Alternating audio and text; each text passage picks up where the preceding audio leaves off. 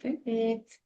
All right, welcome back. Welcome, welcome, It's welcome. still June, right? Yeah, we're Yep. still in June. We're still in the Amazing Men's Mental Health Health Month. Month. So Yes. we have a great guest for you guys. Yes. We'll let him introduce himself, tell you what he does. We're so excited to have him. So go ahead and introduce yourself. Well, my name is Lamar Walker. I'm a licensed professional counselor and a clinical supervisor.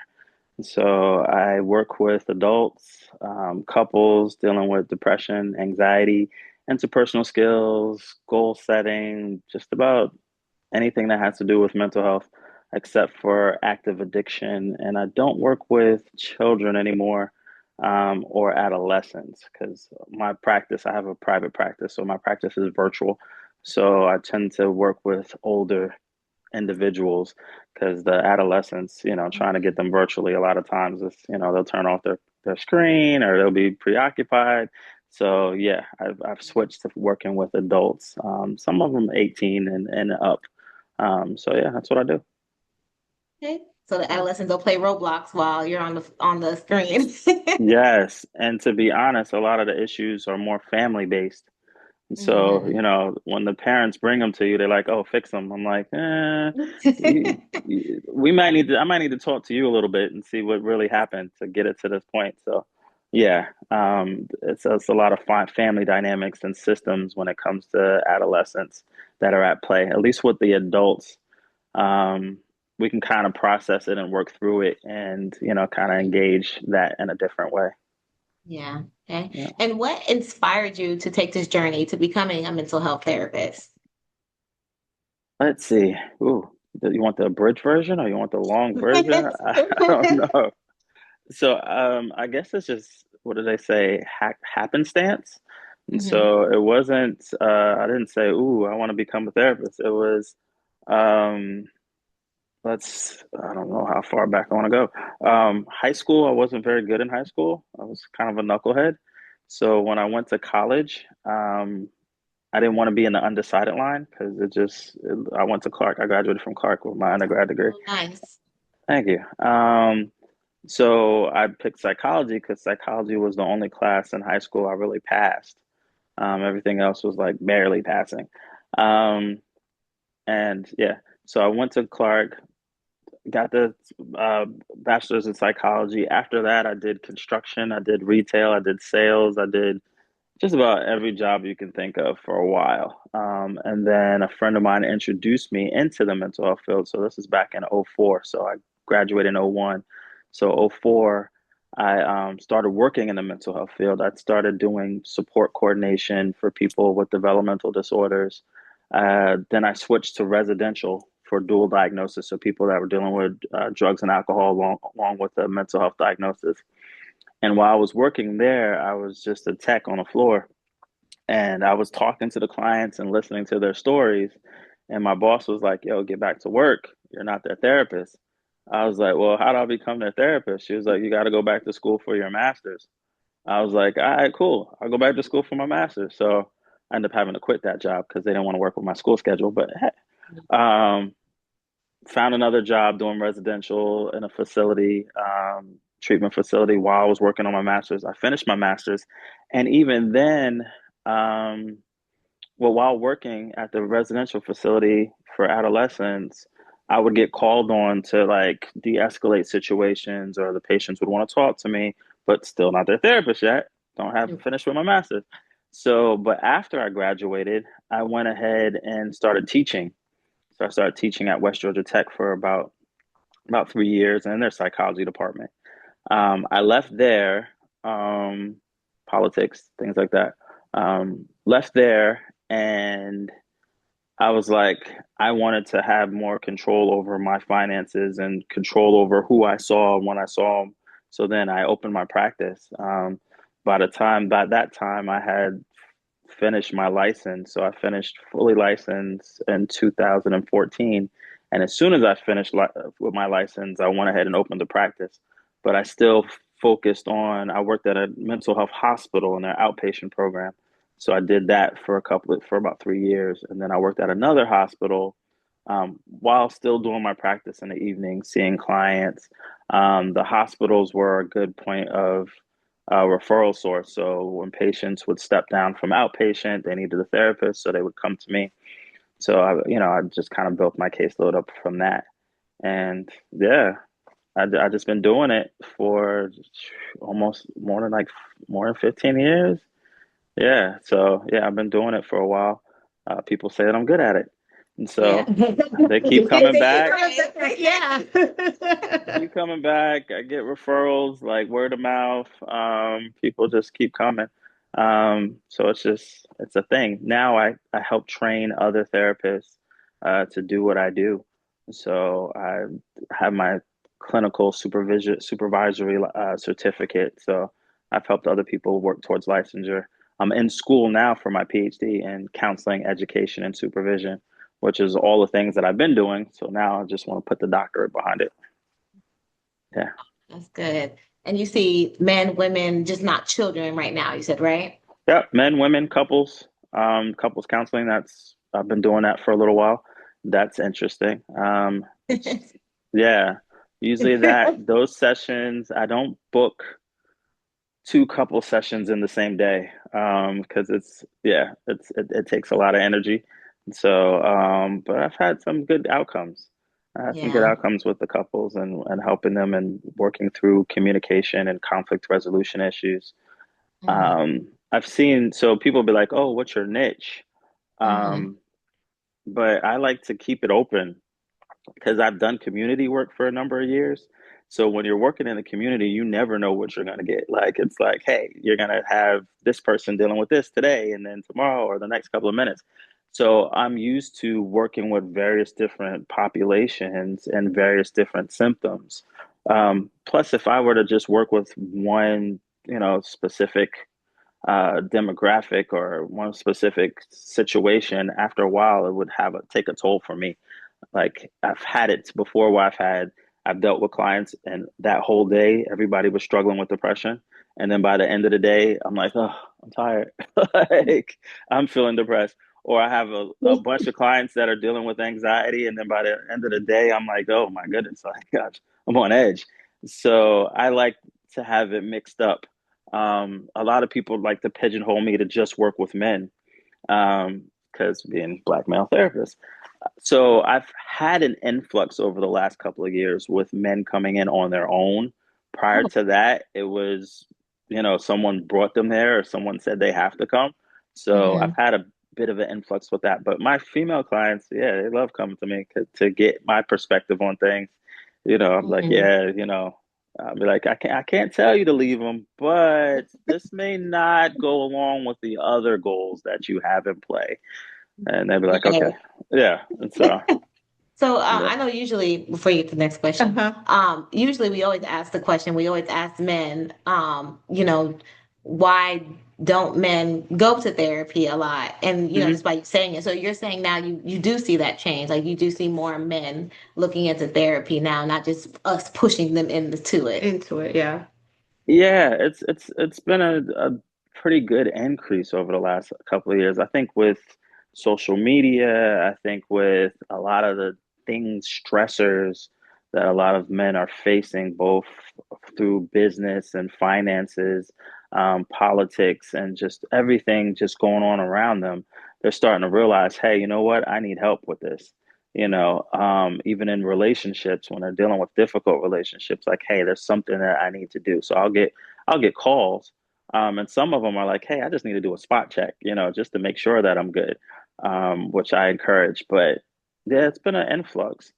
In the past, it was difficult because the stigmas around getting help, also just like these cultural expectations about what it looks like, hey, you don't want to be deemed crazy or you don't want to be deemed like you can't handle things, so they're like, oh, or be deemed weak.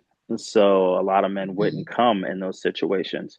But now that more men and even celebrities are talking about going to therapy, they're like, okay, yeah, it's a little bit more culturally acceptable now, and it's like, all right, yeah, I could do this. I can talk to a friend and be like, yo, I just went to the therapist. Oh, yo, word, you too, And so Yeah, it's that's like so that. good. It's becoming a little bit better for everybody, all across the board. I'm actually about to do in July a men's group, so Mhm. that way we can kind of sit down and have these discussions. I did it before in the past, and it went well. I had it closed off to mostly just the men that were my clients because I was Right. seeing they were struggling with the same issues, majority relationship issues and things with marriage. So I was like, yo, let's sit all of them together and let's have these talks. So I've kind of opened it up to the general public, for men to be able to come together and do it. So it's virtual. I am considering doing it in person as well. So having that in person option. So I'm talking to a couple of people Yeah. Oh, about that's that. good. That's Yeah. No. awesome. What would you say? I mean, let's piggyback off that question. What would you say is your biggest concern in mental health right now? What are you seeing a large portion of? A large portion of, I'm actually seeing, this is really interesting, but I'm seeing, like with my male clients, I'm seeing a lot more women cheating. So Okay. I'm seeing like these men working hard, taking care of their families, this, that, and the third, and finding out that their wives are cheating on them. And struggling with that and having to deal with that and still trying to hold on to the relationship, but the wives are like, nah, I'm good over here. So I've seen that on that end with my male clients. With my female clients, what I'm seeing with them, a lot of stress management, or putting a lot of stuff on them and having difficulty with managing a lot of things, because a lot of my female clients are single mothers. There's a few of them that are in marriages, but even with that, there's a lot of stress, there's a lot of anxiety, because they're working, they're parenting, they're trying to take care of themselves and do things for themselves while still trying to balance, just having some type of social life. So I think the biggest thing is one, relationship issues, just across the board, and two, trying to have stress management or effective stress management and also maintaining a healthy balance. I think that's big. So, like, what does healing actually look like to you, like outside of therapy? So, like, for your clients, what do you tell them? Because a lot of times when they come in, they're unloading on you in therapy, and then they're like, okay, I'm good. I just unloaded. Do you give them anything else to do outside of that? Well, we always have homework.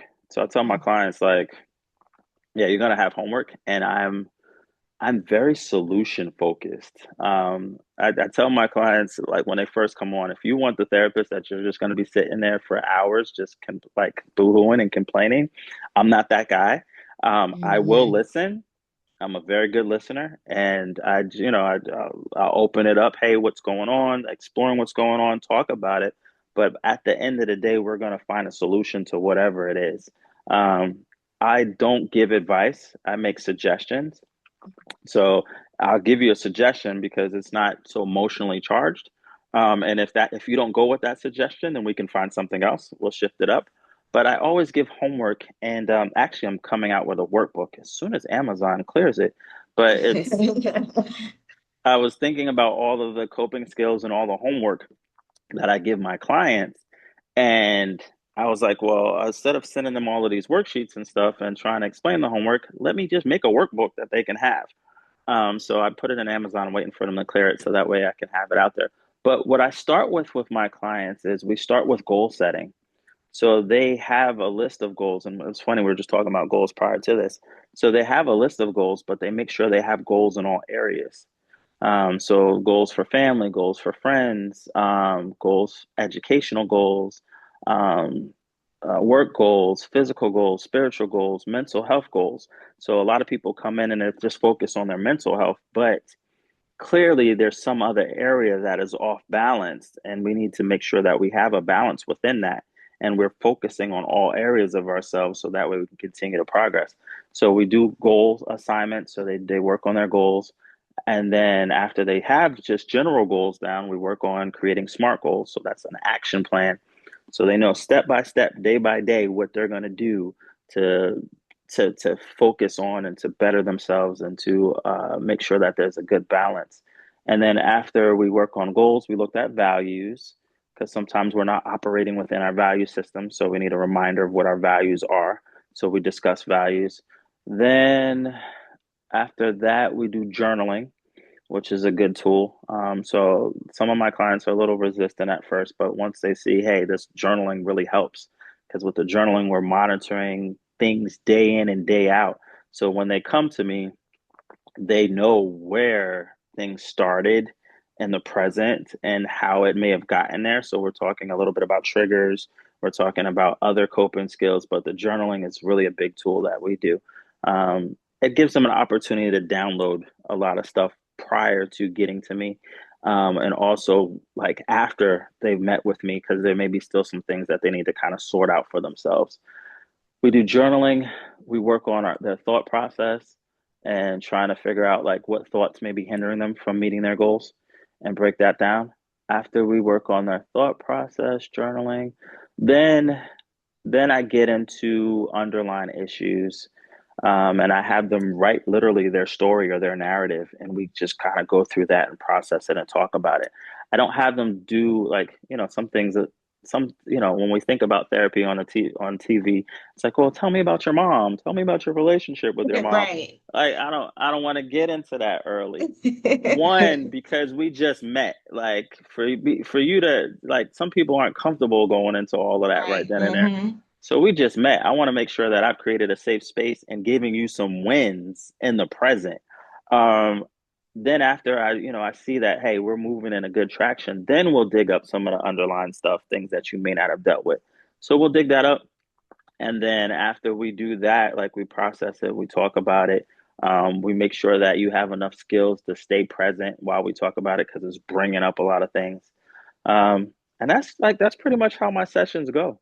Like from start to finish with my clients. Some people like they come once a week and then they drop down to every other week and then once a month, and then they may discontinue, but then when something else comes up, they'll call me and be like, hey, Lamar, like, yeah, this just happened. Yeah, let's talk about this. All Yeah. right, cool. Am I crazy? Well, hey, crazy is not a medical term, but let's see where you went wrong. Let's see if we can do this Yeah. different. I Yeah. definitely appreciate that because I know, like, I've had two different therapists with two different ways, and the one that Mm, does give me homework, I like it because I feel like when you go to therapy, well, for me, I feel like I just dump and then I leave. I'm like, okay, cool. mm, I cried. I did my one a week crying. I'm out of here, mm-hmm. kind of thing. But when you have homework, it actually helps you like sit and process some of the things that you guys talked about. So I do appreciate the homework. Yeah. Yeah. I'll piggyback off of that because my therapist is also, I've been with her for a long time, but um, I talk about setting boundaries because when you set triggers, I have PTSD. So setting those boundaries and understanding them and knowing what triggers me and how to respond to that is Mm-hmm. so important. And people don't talk about that enough.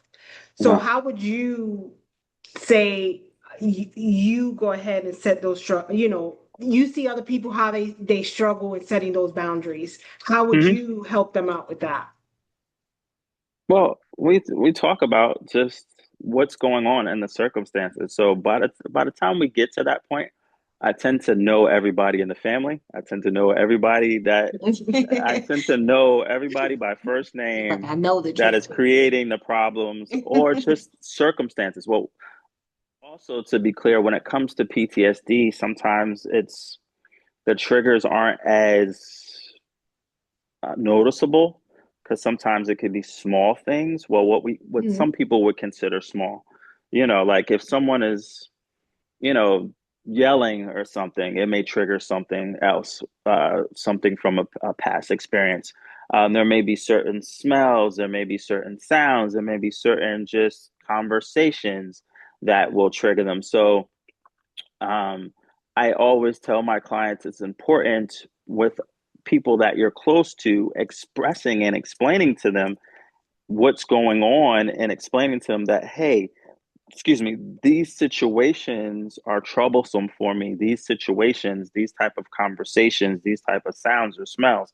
So learning how to communicate those things openly is a part of your own personal boundary.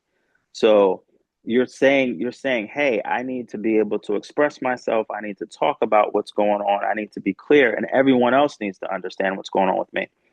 Also, when it comes to boundaries, I tell my clients that there's two emotions that let you know that a boundary has been crossed by someone else. It's usually guilt or resentment. So you're guilted into doing something, or you did it, now you're angry and you're resenting that person. So I tell them, hey, when you're feeling those emotions, don't ignore those emotions, express those emotions, and then identify what the boundary is or how far the boundary needs to go and communicating. I tell them also that not everybody needs to be in the inner circle. So some people that are in the inner circle, Yeah, very important. if you've expressed your boundary to them and they're still doing whatever it is that they shouldn't do, then yeah, you have to move them out of the inner circle and possibly further out. And probably just cut them off altogether. Some people, though, there's a big theme about, protecting my peace and this, that, and a third, and just cutting people off right away. And so I talk to my clients about, hey, let's communicate first what the boundary is. Oh, well, they should know. No, no, let's just make sure that they know. And then after you've communicated and it's clear, then that's when we start making the adjustments. That's when we start, identifying what we need to do. Because conflict is normal. Conflict is okay. Anytime you deal with people, there's going to be some level of conflict. Also, the biggest thing with boundaries is when it comes to family members that are crossing boundaries or have created some level of trauma over the years. I tell people sometimes people have the title but aren't fit for the job. So just because you call them mom, dad, sister, brother, they may have those titles, but just because of the title, they're still people, they're still human beings. And if they have issues with respecting you and continuously crossing your boundaries after you've communicated it to them, then you may need to say, hey, I need to fire you from this job, and I need to find other people that are more suited for this job. So sometimes you could find people that are more motherly than your mother, more fatherly than your father, or more brotherly Mm-hmm. or sisterly than your brother or sister. So it's okay. Like just Definitely because you were true. born into these settings doesn't mean that you have to stay within them all the time. Right. So yeah, I hope I Mm-hmm. answered your question. Let You me know did. if You okay. did. You did. Okay. Answered your question. I was I was like, like wow, that's taking on notes. point. Yeah, I'm taking notes too because that was Uh, really, That really was really good. good. Mhm. Yeah, and I, it's important to understand that mental health does affect relationships, hmm. right? They Yeah. affect all types, our friendships, our families, and everything else. So you hit on point, like how important it is for you to set those boundaries and Mhm. help, you know what I mean, with others. So what's one thing that you could start today to improve, or we can start, or anyone can start today to improve their emotional well-being, their mental health, you think? One, sign up with a therapist, find a therapist. Like, I mean, that's But that's the drop my first start. information right here. Like There's always a people, stigma behind like therapy, there is. so it's Yeah. just like they Especially I don't. feel like in the Black community. Yeah, black and Right. brown communities. There's Hmm. Yeah. always. I remember having this conversation with my stepmom, and I was just like, "Oh, I just had a therapy session." She was like, "Why are you in therapy?" And I was just like, "Why? Because I need to learn healthier relationships, And her response is like, "You got me and your dad," and I was just like, "No, No. no, no, you didn't Wow. teach me healthy relationships. You taught Wow. me relationships, but not a healthy relationship." Well, I So tell I tell my clients, if I got a broken leg, I'm not gonna try to fix it myself. I'm not gonna have my mom or my sister sit here and try to put a splint on it, like you see on television. They're gonna immediately tell me to go to the doctor. Also, I go to annual visits for my doctor. You know what I'm saying? And even if there's, absolutely. yeah, and even if there's like I have a cough or a cold or a sneeze, I'm gonna go to the doctor to make sure that everything's okay. Like your mind and body are so closely connected, and your mind is something that you use all day, every day, even while you're sleeping. So why not go to somebody that is trained and knows what they're doing that can help you.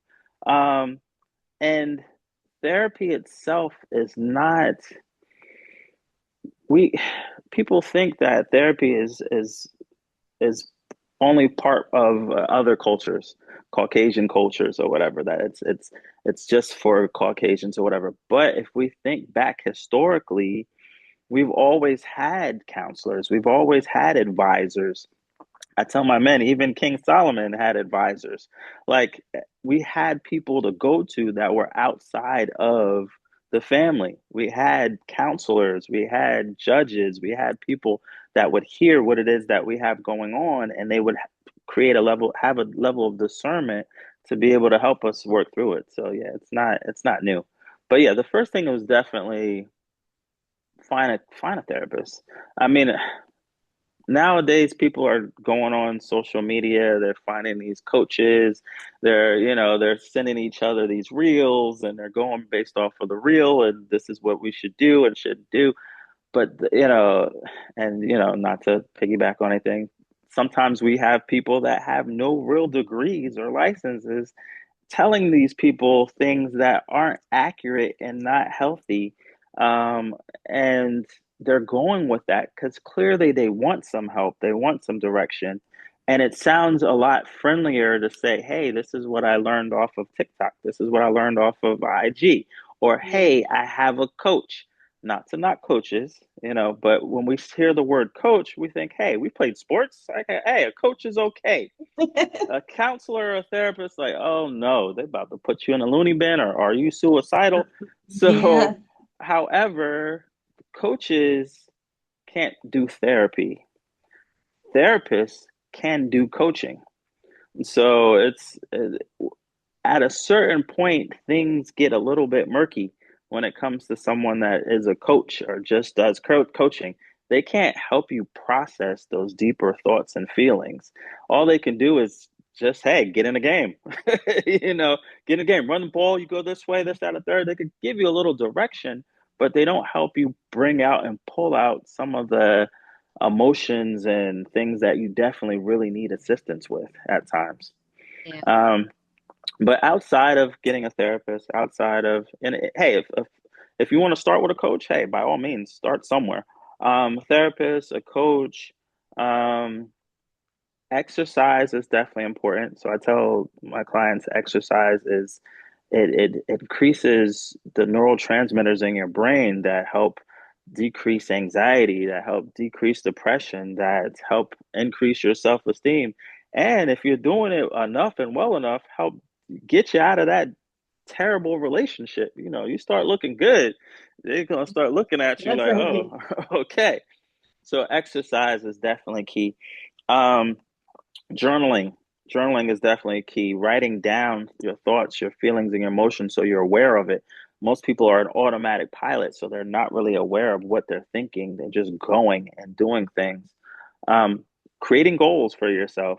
3% of the population that are successful have goals, have legitimate goals, and follow those goals. So having that for yourself, that helps you as far as your mental health as well. Oh, Um, yeah. Avoid Mhm. isolation. So isolating is never good. So isolation increases depression. Stay present. Allow yourself to stay present. Thinking too far in the future creates anxiety. Too far in the past creates depression. Allowing yourself to stay centered and present are some things outside of therapy that I know are good skills to have. Because I feel like for me, and I can say for me, like exercise for me is my therapy. So sometimes, Mhm. I just, and like you said, I get in an autopilot mode and I'm like, I exercise, I feel good. Or even like working out with a trainer, sometimes I'm venting to that trainer and I'm like, okay, Mhm. this is my therapy session. I'm fine now. So for people who feel like they don't need to see a therapist, like what are some things that you can, like, what are some signs that you can tell like, okay, I might need to go to therapy, like someone might really need to go to therapy besides like, like the people always think that sitting by yourself and crying in a dark room means you need therapy. Um, First of all, I would say to anyone and everyone, try it. Like, just go. Because if you're like, you don't know if you need it or not. So until you Right. go. Like once you go, like I've had people that, yeah, that someone suggested that they go. They're like, ah, I'm just going because they said I should go. Sometimes people it's easier to look outside than it is to look inside. So people can notice things that you may not notice yourself. So it doesn't hurt to Mhm. just go and do a spot check and see, hey, is everything good here? I've had some clients where it's like, yeah, you're good. Like you're not the one with the issues. The person that told you to come, that's the one that may have issues. You need to tell them to come in here. So, the basic things is isolation, of course. There is a such thing as functional depression. So work home, work home, work home, and not actually taking time to socialize and engage with other people. I know at our big age, we're like, I don't like people, I don't want to socialize, da da da. But it's definitely important. Like there's something about being around other people, finding ways to engage with people. But when we're in depression, there's a lack of motivation, there's a lack of interest, there's a lack of energy. The things that you may like to do in the past, you're not doing anymore. And we've made excuses as to why I don't do those things anymore because, oh, I'm older now, da da da da. Like, you don't have to go, you know what I'm saying? You don't have to have a hot girl summer, but you can still go ahead and hang out a little bit. Um, so Like those just, hot girl summers. No. but So changes in your eating and sleeping habits. So if you find that you're either an increase or decreasing your sleeping, changes in your eating habits, like you're either eating more, eating less, those are definitely signs that something's not right. Um, Difficult emotions and mood that last like for a long period of time. Like you have these lows and it's lasting for like 30 days. Um, Outside of will create those difficult emotions for you, like grief or loss, or someone that has passed. And even then, if there's no time frame on it, but if you find yourself just having trouble like being able to talk about the loss or even really engaging about the loss, then yeah, that's something that you definitely want to go and talk to someone about. And just in general, anytime like you have a shift or change in your life, there's going to be emotions. Like we're taught, hey, that's just life, just keep going. So we just store things and just keep moving with it. And just because you don't feel the emotion anymore or you don't really talk about it or you just kind of move past it doesn't mean you really dealt with it or healed from it. It's still there. um, you might have put it on ice, but anytime you leave something in the refrigerator for too long, it's going to rot and it's going to smell, and after a while you're going to have too much stuff in the refrigerator. So it's always Yeah. good to go to a therapist and help you clean out some of that stuff.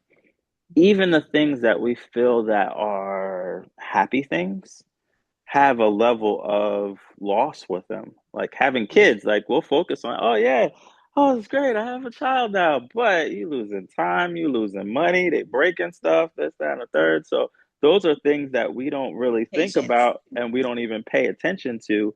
That those emotions are still there. You know what I'm saying? Especially after Yeah. they get older and you're like, oh, you inconsiderate little whatever, 'cause you don't know what I went Right. through. Um, Uh-huh. you lose time, you lose space, you lose a lot of things when you decide to enter into a marriage. So there's losses when you move, when you quit a job, when you lose a job. Those are losses, those are emotions. As you get older and you age, and you don't have those mega needs anymore, those are some losses.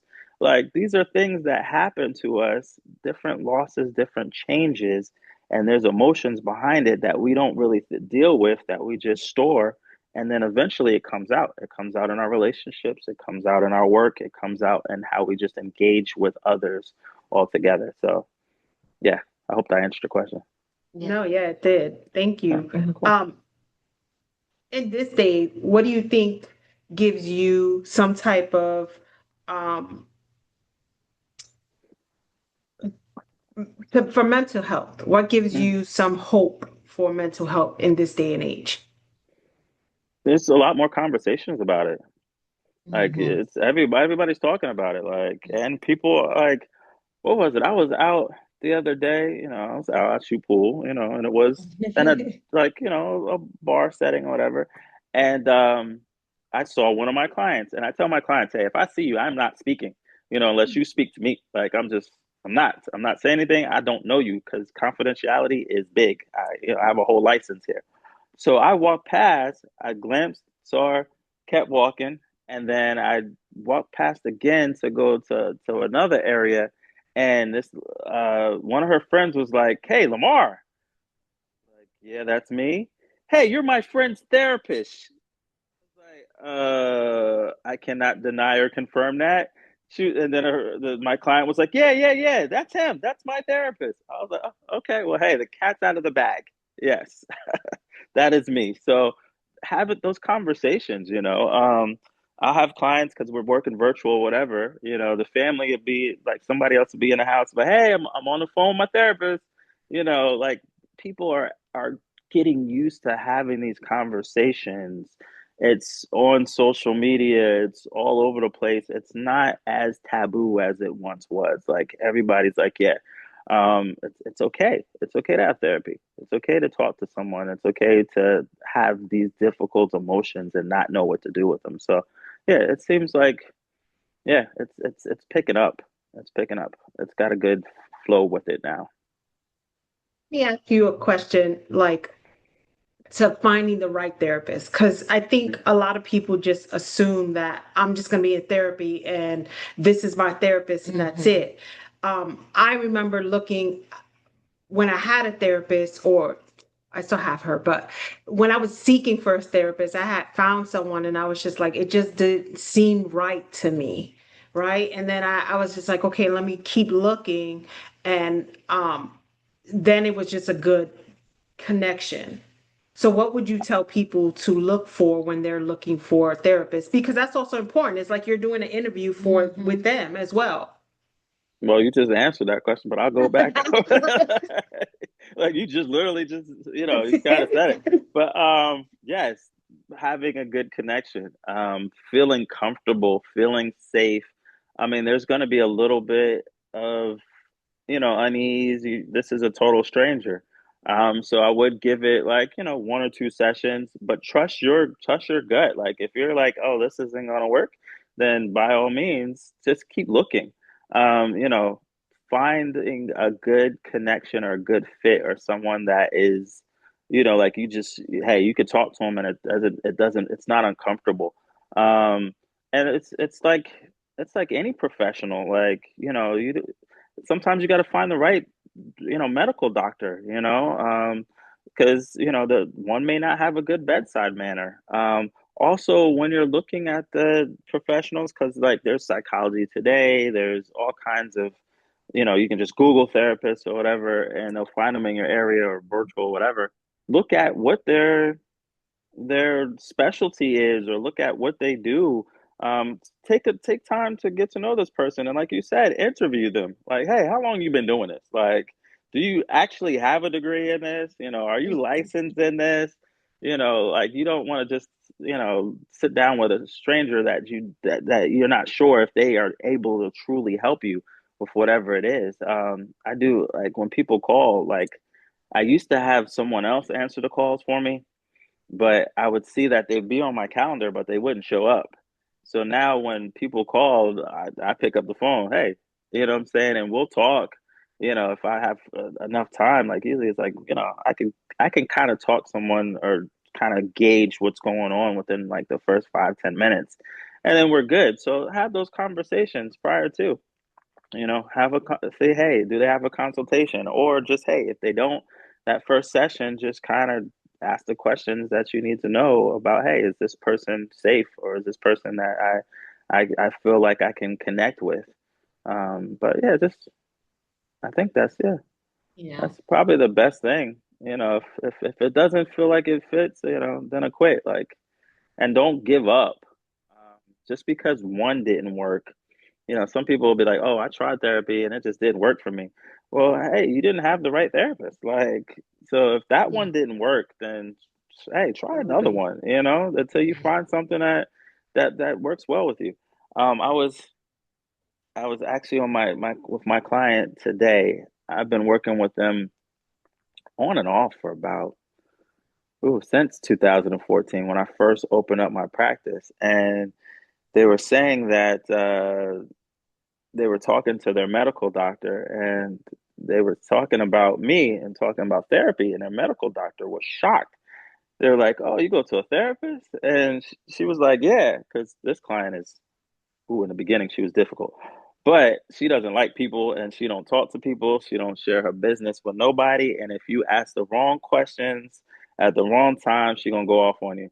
She done been through several different medical doctors because they done said the wrong thing and then pissed off. You know, if there's a medical issue and you looking at her psychological history, she gonna no, that's not what I'm here for. So and he was shocked that you like that she goes to therapy. She was like, and he was like, and you talk to your therapist? She was like, yeah, I talk to Lamar about everything. But we developed that relationship. From the beginning, she tested me to see, if I was gonna, get a little shook up about some of her thoughts and feelings and whatever she had going on. But hey, we're good, and that felt good hearing that, hey, this is a relationship or a rapport that I've built over time, and that has been helpful for her. Like like I said before, I know all the family. She'd be like, oh, let me tell you about what such and such did today. Oh, not again. Oh, he'll never learn. Da da da da. So So yeah, she invited you to the cookout Right, without right. you at the cookout. man, She brings the listen. cookout to you. Right? Yes, and the way my mind works is like as my clients are sharing information with them, I literally see it like I'm present there and I can kind of almost feel the emotion that's behind whatever it is. So it's like, yeah. And I still chart on my clients, but I don't go back to the charts unless I have to, which is rare because I remember their story as soon as I look at them. As soon as we start, I remember where we left off, and even clients from like years ago. That I had a client that returned not too long ago, and I was like, "Oh, you remember me? Yeah, you the one that yeah, okay." So yeah, it's those unique relationships that you develop. The counseling therapist or the therapist client relationship is unique because it's a business situation, but you also get that level of connection that is really deep with the person. So yeah, when they discontinue services, I'd be like, oh, you gotta go. Okay, yes, be well, young Jedi. Use the force. So yeah. So, we try to encourage, as women, I feel like we try to encourage men to go get Hmm. therapy, especially if you're in a relationship. Sometimes you see things in your partner, and you're like, Yes. I think maybe therapy. But I have seen with some of my friends, and I've heard the way they throw it at men. It's like I Mm. feel like in an argument, they're like, oh, you just need therapy or something like that. So it kind of makes it a little bit negative and it pushes them away. So what can you say like that women can do to say it? And like if they see these things and they're like, okay, this person needs to go to therapy, like what can we do to encourage that? So if a man really, and this is not a secret, if a man really likes you and really cares about you, we're suckers. Like, if you coin it as doing you a favor or doing something to help you, like a man wants to help, we want to, yeah, what you need, huh? I've had some patients bring them with them. Like, hey, hon, can you come with me to just kind of support me through this or whatever? Wow. I've had some say, hey, I feel like, they say to their husbands or their spouses, hey, I think this would help our relationship a little bit more if he would go. Um, and then some do put it like, again, as a hard boundary and say, hey, you know what I'm saying? If you don't go to therapy, then hey, I'm out with the kids. So those situations, it's a little bit more forceful, but sometimes that's necessary as a push. But no, talking down to them, demeaning them, making them seem like they're crazy or there's something wrong with them, and then like now it's creating that negative stigma related to therapy. Like no one's broken. Like these people aren't broken. There were situations that have affected us and how we engage with people. There's things that we've learned There's relationship traumas, there's things that have occurred in past relationships and even with our parents that we just take with us. And so having that open, honest conversation with your partner and say, hey, this is my, like, even just being transparent, hey, this is the baggage that I have that I went to therapy and I talked about and that helped. Hey, I think it'll be good for you to come go as well because there's some things that I noticed that, you may need to, we should be able to discuss or be able to work through. And I think having someone else to bounce off will be good. Um, Most of my male clients, yeah, and the females that are referring male clients, they prefer to come to me as a male therapist because we can. They feel like I can relate a little bit, which is cool. I'll be like, yeah, yeah, how them females, they're like, yeah, I know, yeah. But yeah, so it works. It's you just got to be tactful. It's just the femininity, the feminine request, the Hmm. feminine seduction. Like, hey, you want me to put this lingerie on? Did you make that appointment? Yeah, no, I'm gonna go For ahead the and book that therapist? therapy session. Let's go to Yes, therapy yes. together. Uh-huh. You know how I cook that meal you like after the therapy session, I go ahead and cook that up Right. again for you. So, yeah, we're suckers. You feed us and everything else, we good. So we'll do whatever needs to be done if we feel appreciated, valued, and respected. So when that's not there, then yeah, we're gonna buck the system all day. Have you come across where it's like you get one, you get a couple, right? Or one person Mhm. that's in therapy and they have their partner and don't want to participate. Do you maybe suggest, like, okay, maybe you guys just need to go your separate ways? Because one's trying to heal and one's not. That's a real tricky thing. And as you say that, it's come up. So I had one client that was my client, started as my client, and she wanted to bring her partner there. And I said, okay, fine. I know how to kind of shift modes. Like, this is the individual session, this is the couple session. And I express when we're in the couple session, we have couples goals. We're focused on the whole system. I'm not taking sides here. I want to make sure everybody feels heard. Just the this floor is open. So fast forward, gave them a couple of homework assignments, and her partner did not do them. Then, and I'm never gonna say I will not say y'all need to go your separate ways. I won't. Now, if you come to that conclusion on your own, in my head, I'm like, yes, but I'm not like you because I don't want to say that, and then you decide later on that that's not what you want. Then it's like, oh well, Lamar told me. Um, so I do. What I did was we had a session, and the guy was so rude and disrespectful in the session to her. I asked him. I said, can you step out? So he stepped out, and I told her. I said, well, we've been working on this couples counseling for I think it was like we had like 2 or 3 sessions. I said, and just reviewing the facts. So every homework assignment that I gave you, you did. He didn't do. So I said we can continue with the couples counseling. I can continue to make suggestions or whatever, as is. I said, but individual counseling would probably go better or be best for both of you guys. Um, She said, you know what, Lamar, I just want to do individual session, individual moving forward. And yeah, we did individual. We worked on her self-esteem. We worked on her self-image, her self-worth. We worked on setting boundaries. And yeah, after a while, she realized she needed to get rid of him, and she was like, hey, you know what? I'm done with him. So and when I do tell my clients, oh my gosh, I tell them when we start working on things, and if you've just got past the relationship, give yourself some time before you get into another relationship.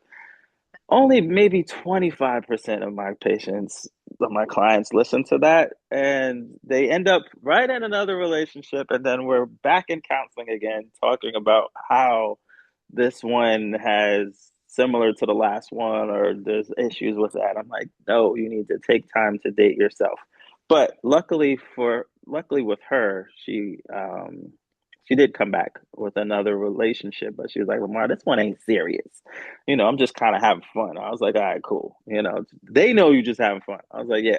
I was like, hey, there's no judgment here. If that's what you want, you have your little hot girl summer thing or whatever, cool. Just be safe. And, she's like, yeah. But she healed well through that or what with that. So I don't, I don't, my clients, I'm really careful not to say, hey, this person is not good for you. I mean, I've had some one couple where I was thinking, yeah, this ain't gonna work. Like this in my head, I was like, this is not gonna work, but I couldn't say it. But I was kept on giving them homework, kept on having these discussions, and then after about a month and a half, I don't know what happened. They clicked and they were on it. Like they doing date nights, like they doing everything that I suggested, and they was good. I was like, wow, okay, because they were in the beginning they were talking over each other. They were like they were throwing jabs left and right. Like it was, I was like, whoa, hold on, flag on a play, time out. Like, but Turned into a ref, the therapist to a ref. usually that's what like by the time a lot of couples come to me, it's too late. Like not too late, but there's already a lot has happened, and they've Hmm. just tried to like, oh yeah, cool, yeah, Or I've run into couples where they don't know each other. Like they had kids, and like they just got together, they had kids, now they married, like they don't know each other. I'll be like, that's the one question I ask. I'm like, well, how long you been married? Oh, we've been married 17 years. Well, how old is your kid? Well, they're 18. You don't know each other. Like you don't know each other. You ain't been married long enough to really get to know each other. And then also what I tell clients is my couples that marriages die every 3 years. Like every 3 years, you got to get to know that person again. Because like, you're not the same person you were 3 years ago. They're not either. You think like oh, I know my wife or I know my husband. You don't. Like that. After 3 years, you don't. Like, you got to go back and figure out who this person is all over again. Provided that you're not constantly dating them and getting to know them throughout that time span, regardless. So, yeah. But yeah, I don't.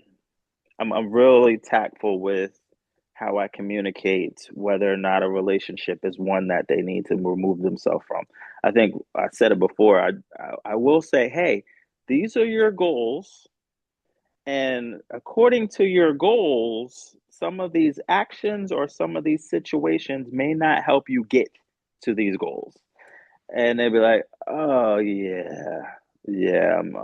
Maybe I need to go ahead and change something up." Oh, okay. I'm not telling you that's what you need to do, but hey, if you think that's best for you, If you think it. based on, based off of what you told me you want for yourself, then hey, by all means, let's go there. Yeah. Okay. So, is there anything that we haven't asked you tonight that you think that our audience should know about anything, if it's mental health world or like even like you, are you just only taking patients in Georgia or are you licensed in other states to take patients? I'm working on licensure in other states. Working on Florida, Mississippi. What else? Florida, Mississippi. Of course, we got the compact now. So I submitted documents for the compact. So eventually, we'll be able to work across states for counseling. But I've worked with clients, and different states, provided that like kind of check in with the board and see what it is that they're okay with it or whatever. Um, but so it's having that conversation and seeing what that looks like. Um, you know, looking into that state and see what their requirements are or whatever. But yeah, I've seen people in other states and just kind of had the discussions and see how much time span that I have that I could see them within that state's requirements. But yeah, mainly majority of my clients are in Georgia. I do have some clients. I have one in Singapore, and another one in other different countries and stuff. They'll call me virtually. And like a lot of clients will do out of pocket, so we can do, just do a little few things here and there. But yeah, Cool. And if we have any men that are, in our audience, or we want to refer to your virtual seminar, and is it July, you said? yeah, it's July 12th. It's every Sunday, or well, it's 6 weeks. On the 12th, starting on the 12th, 6 weeks at 2 p.m. So my website is mindful works with a S, mindfulworkscounseling.org. So you can request the group, or you can request sessions, or you can request couple sessions. Just go straight to the website and then just request it, and we can kind of get you started. Make sure to share it on our story Yes, so people definitely. can definitely connect with you. We definitely appreciate you. This was a lot. Yeah, I feel like we had a therapy session tonight. I know. We're gonna get an invoice for this. Uh, but yeah, hey, this was fun for me as well. Yeah, if you guys want to do it again, if you have any more questions or anything else you want to talk about or whatever, I think we grazed over a lot of different things. But like, if Yeah. there's specific things that you guys want to talk about, like, say relationships or boundaries or just therapy or mental health in general, yeah, just let me know. I We can might have to kind of steal put you something on the calendar. quarterly or something. Get you on here Yeah, get you quarterly back and, on here give us some quarterly. some sessions on here. Yeah. It's fun. Yeah, like what was it? Like I'm real brand new to TikTok or whatever, but yeah, like so yeah, my friends will have lives or something or whatever on TikTok, and they're like, "Hey, Lamar, we need you to get in it on this live." Like, for what? Why? And so yeah, we'll have like various different discussions or whatever. But I attempted to do a podcast years ago, but I'm like, oh no, it's just too much. So people will call me or message me and be like, hey, can you get on this podcast? Or hey, can you talk over here? Or hey, you could do this. So yeah, whether it's the fraternity or one of the lodges or whatever, I'm like, all right, cool, let's do it. Like when I was a kid, my mom used to say, hey, you're gonna, your that mouth of yours is gonna get you in trouble. But now I tell her, hey, my mouth gets me paid, so it works. Making me some money. Right? Makes me pay the Uh, bills. yeah, yeah. And I get to help people too. So that's the most Yes, important thing. perfect. Yeah. We definitely appreciate you. We Yes, definitely thank will you. try to get you back on here again. Thank you so much. Okay, yeah. Yes. Just once you send the recording or whatever, just let me know or Mhm. whatever. And yeah, definitely tag me or however that works. And Yeah, yeah, I will. We're gonna make sure to put your information so people can find you too, Yes, and your yes. website. Yeah. sounds like a plan. All right, Oh, y'all have a good night and you Thank too. thank you. you. Thank you so much. You're welcome. Bye bye. Bye-bye. Bye.